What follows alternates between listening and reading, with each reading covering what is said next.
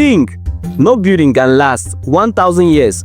Think again, the Taj Mahal has stood to dozens of walls. An earthquake that cracks cities in halves. But how? Because this is definitely not magic. Well, 3 architectural principles. And if you stay with me, you will not only learn what they are, you will understand why every skyscraper secretly depends on them. Principle number 1.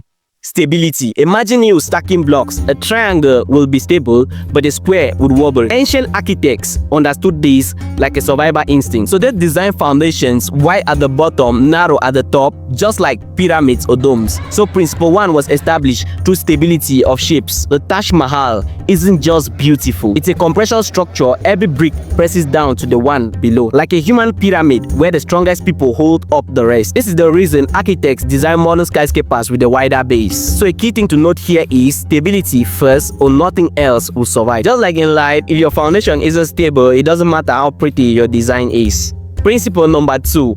Material integrity. You have probably seen an ant carrying 100 times its weight. Now imagine that ant made of clay in the rain. That means strength isn't just about size, it's about what you're made of. The Taj Mahal wasn't built with guesswork. It used Makana marble, a rock so dense and weather resistant. And this rock reflects sunlight and resists acid rain. So I noticed every structure that survived centuries had one thing in common. Their materials were chosen for the climate and tested by time. And in today's architecture, we call it material selection and durability. Engineers of today now simulate wind, earthquake, and radiations. Because if your material gives up, your building becomes a sculpture of failure. So whether it's steel, concrete, bamboo, or mud, it's not what you use, it's how you choose them. Just like people, a strong voice doesn't matter if your character cracks under pressure.